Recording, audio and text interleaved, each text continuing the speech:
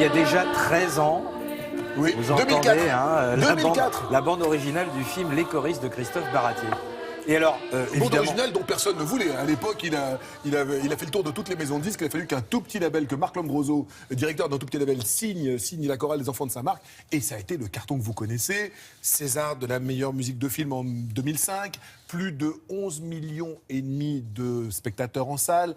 Ça bat tous les records à chaque fois que ce film repasse et rediffusé à 20h30 à la télévision. Et même, ça évidemment, cartonne. on demande aux parents, est-ce que vous voulez pas... Parce que nous, on doit maintenant apprendre les paroles à nos enfants. C'est ça. Qui doivent Voilà, les réciter. voilà. Nous sommes... Il y a plusieurs mamans qui peuvent Et, confirmer. et des papas aussi. Et des papas aussi. Et donc, la bonne nouvelle, c'est que ça y est, enfin, il y a une comédie musicale et vous êtes allé la voir. Voilà, Christophe Baratier, le réalisateur du film, tout de suite, juste après le succès du film, Gérard Louvain lui avait proposé de monter une comédie musicale. Il trouvait que c'était trop tôt, il ne voulait pas avoir l'air de faire un produit dérivé. Il a attendu, et puis il s'est dit, finalement, effectivement, il y a une musique une musique signée Bruno Coulet, absolument merveilleuse. Ils ont réécrit les chansons, et la force de cette comédie musicale, c'est qu'on n'est pas justement dans un produit dérivé, on n'est pas dans quelque chose, tiens, il y a une recette qui a bien marché, on n'a pas fait les choristes 2, on va faire la comédie musicale. Ah, c'est pas la même histoire ? C'est pas ça du tout. C'est la même histoire, Pépino mais c'est...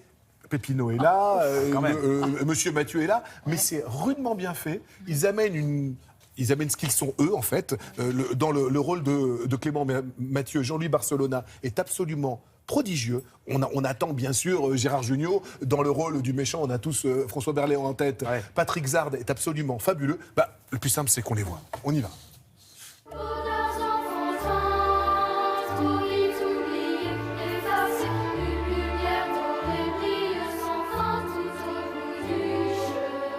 Depuis que je suis ici, j'ai un sentiment étrange, c'est-à-dire que j'ai l'impression qu'en fait ce spectacle existait avant le film. On fait souvent plutôt un film d'après une comédie musicale plutôt que le contraire. Et là, il y avait une telle cohérence que je ne me suis pas évidemment satisfait de faire des photocopies du scénario et de projeter en vidéo des images du film pour qu'on s'y reconnaisse. Ma meilleure amie, c'est ma caisse à outils. Il n'y a pas de vis dans tous mes tournevis. J'ai demandé aux comédiens, qui sont des chanteurs, d'interpréter aussi, mais de façon, j'allais dire, pittoresque ou avec du caractère émouvant, mais sans chercher jamais la performance vocale, puisqu'on puisse se dire, les belles voix qu'on attend, c'est les enfants. Et personne ne vient avant pousser un contre pour voler la vedette.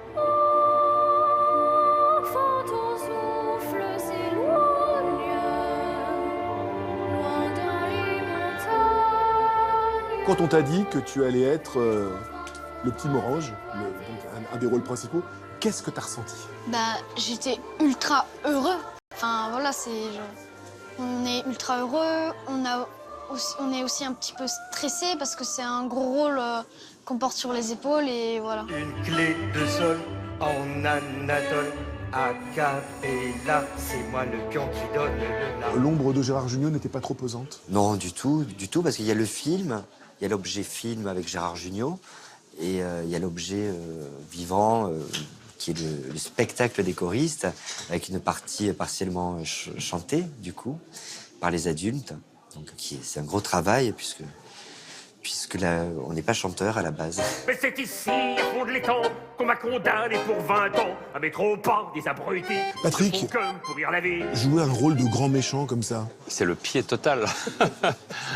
Quand Christophe m'a proposé ça, mais j'ai dit oui dans la seconde. C'est jubilatoire. Il fallait donc bien que je fasse. C'est vrai qu'il a beaucoup marqué, Berléand, là-dedans.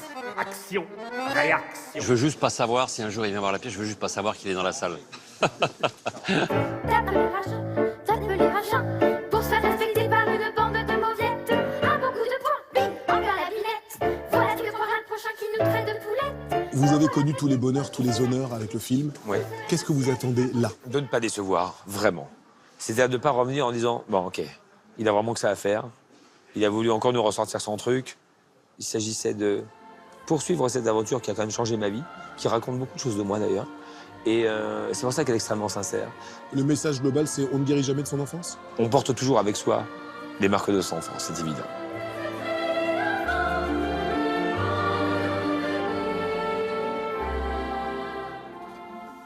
Petite question technique, monsieur Frédéric Zetoun. Comment font les enfants pour jouer tous les soirs? Parce qu'ils sont quand même un petit peu scolarisés. Alors, il y a bien sûr une protection de l'enfance en France. L'ADAS est bien là et bien vigilante. Il y a en fait 3 équipes d'enfants. Un enfant ne peut jouer qu'1 jour sur 3. Donc en fait, Pour les adultes qui jouent, vous imaginez le boulot. Christophe Baratier a dû faire 3 mises en scène quasiment c'est la même mise en scène, mais faire répéter 3 fois les adultes, vous avez forcément au théâtre des automatismes qui se créent dans le regard de votre partenaire et vous comprenez des choses. Là, il ne peut pas y avoir ces automatismes puisque chaque soir, ce sont de nouveaux enfants qui donnent la réplique aux adultes qui, eux, bien sûr, sont les mêmes. Allez voir ce spectacle. Franchement, c'est joli comme tout. Jean-Louis Barcelona, dans le rôle, je le répète, dans le rôle, il a repris donc le rôle de Gérard Jugnot. Il est juste prodigieux. Il amène une petite fragilité à son personnage que n'avait pas forcément Gérard Jugnot. Il était flamboyant dans un autre style, mais là c'est vraiment génial. Vous redécouvrez l'histoire. Et puis alors c'est jusqu'au 21 mai au Casino de Paris. Allez le voir. Ça va être un des gros cartons de ce printemps. Ça. Au Casino de Paris, moi j'avais au Théâtre des Folies Bergères. Mais au Théâtre des Folies Bergères. C'est au Théâtre des Folies Bergères. Vous savez, c'est le même directeur. Et c'est Frédéric Jérôme qui dirige les deux. Donc voilà. Alors on reste